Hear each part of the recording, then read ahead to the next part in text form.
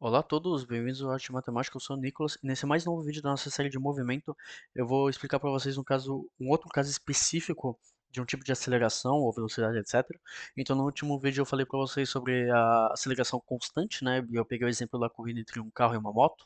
A gente fez algum exercício sobre, né, então eu convido vocês a reverem esse vídeo caso tenham algumas dúvidas sobre cálculo de aceleração constante, ok? Como passar de uma aceleração a uma velocidade de posição. Nesse vídeo eu vou pegar um exemplo que eu considero um pouquinho mais simples e o exemplo que a gente vê mais no dia a dia, que é o exemplo da queda livre, ok? Então, por exemplo, se vocês estão no apartamento de vocês, né, ou na casa de vocês, se vocês têm uma casa com mais de um andar, vocês jogam alguma coisa da janela e vocês gostariam de calcular quanto tempo demora para esse objeto atingir o chão, né? Isso daí é muito fácil calculável e isso entra no âmbito da queda livre. Ok? Então a queda livre é esse estudo de objetos que caem, obviamente, na Terra. Por que na Terra? Porque essa queda livre vai depender de uma aceleração, né? E essa aceleração depende da gravidade, e a gravidade depende do lugar onde a gente esteja. Ok? Então a gente vai estudar na Terra, porque a gente tem uma constante a aprender de cabeça. Eu acho que eu já falei para vocês nessa série, né? Então o estudo vai ser apenas na Terra. Se vocês tiverem a constante de outro planeta, vocês podem fazer o mesmo estudo em outro planeta. Ok? Então vamos lá. Então a gente supõe que tem uma bola caindo, né? Então a gente vai, obviamente, negligenciar o efeito de viscosidade do ar. Isso quer dizer o quê? Então que finge que o ar ele não tem nenhum efeito no objeto, tá? O objeto só está caindo, pum, né? Aqui temos a Terra. Então as forças que exercem sobre esse objeto são o quê? A única força que exerce nesse objeto é o seu próprio peso, ok? Então vamos ter o peso dele para baixo, ok? Por que para baixo? Porque ele está caindo, né? O peso dele é para baixo, porque a gravidade está puxando ele, né? E como que a gente expressa o peso? Né? Lembrar das suas aulas de força, seria massa vezes g, ok? Obviamente essas flechas aqui são os vetores. Eu vou fazer uma série sobre vetores, caso isso não esteja no ponto. Mas o importante é saber que o peso vai ser a massa do objeto vezes a aceleração. E esse g é a nossa aceleração, ok? Esse g é uma aceleração, então ele está em metros por segundo ao quadrado, ok? E na Terra, e isso é muito importante vocês notarem, na Terra esse valor vale 9,1 metros por segundo ao quadrado, ok? Essa aceleração de um objeto em queda livre na Terra. Esse valor é muito importante, tá? Muitas em engenharia, e eu posso falar porque eu estudo engenharia, a gente pode aproximar caso a gente não tenha direito à calculadora. Obviamente, em casos específicos e em verdadeiros estudos, a gente nunca vai aproximar esse valor. A gente sempre pega 9,8 ou 9,81, né? Quanto mais precisão, melhor vai ser o resultado. Ok? Esse G, a gente considera que ele é constante em toda a Terra. Isso, pontualmente, não é muito verdade. Tá? Ele depende um pouquinho da latitude que você se situa na Terra, né? Porque vocês sabem que a Terra não é uma esfera perfeita, tá? A Terra é redonda, tá? E isso daqui, se vocês acreditam que a Terra é plana, vocês já saem do vídeo.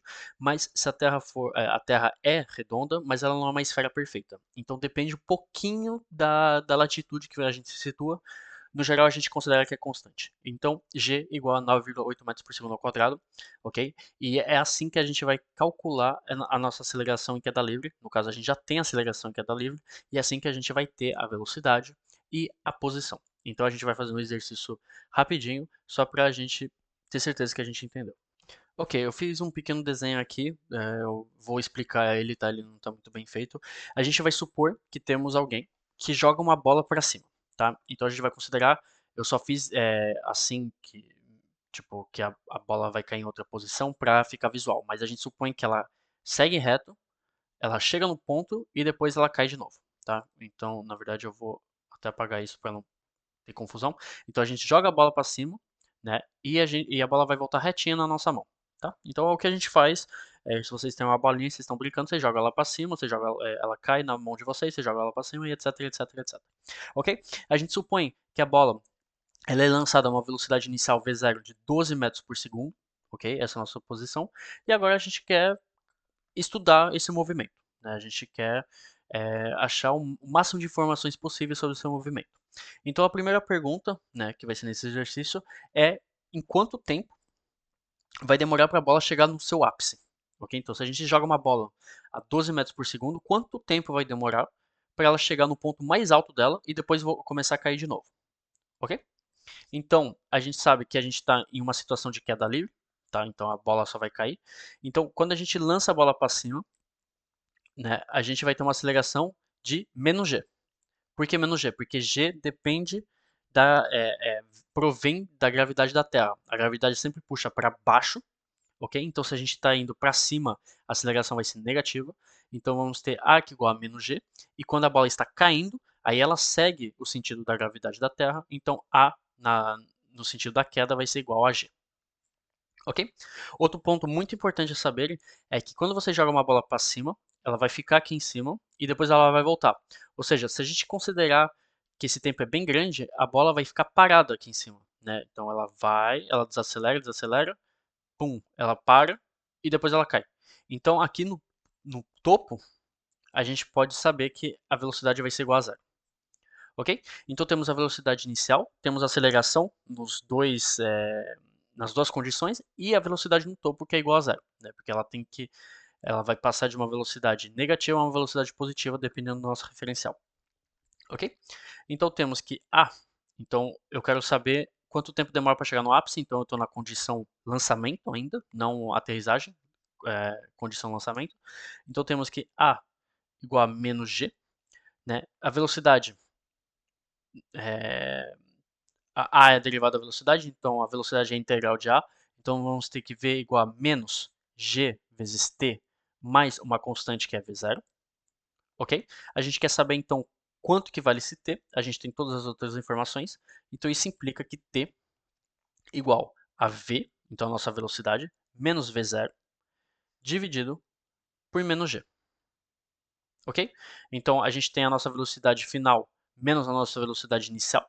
Ok? Nossa velocidade final é zero, então vamos ter menos 12 dividido por menos g. Então isso daqui vai ficar positivo. Então, se vocês aplicarem isso numa calculadora, vocês vão achar 1,2 segundos.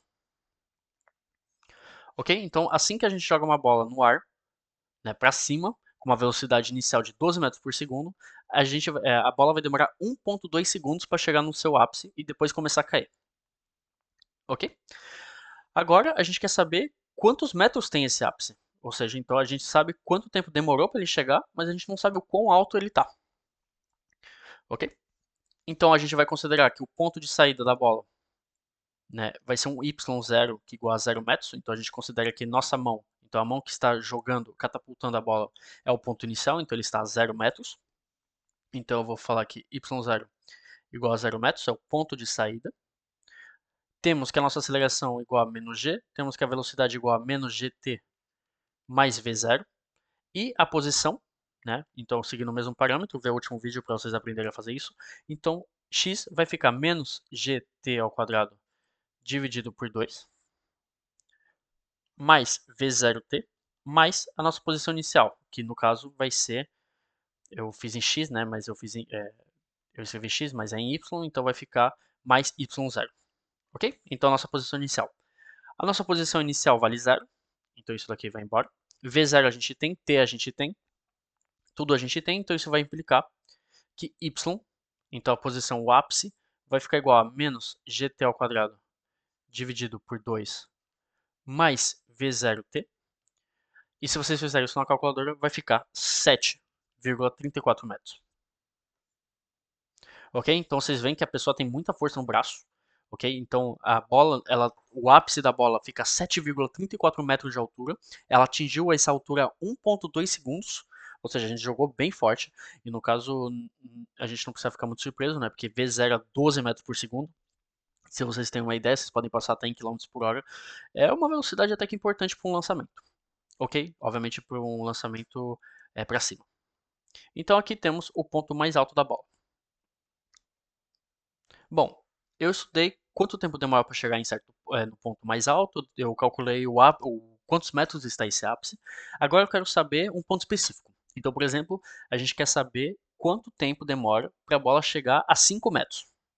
Ok? Então a gente joga para cima, a gente sabe que o ápice é, é 7,34 metros, então com certeza ela passa por 5 metros.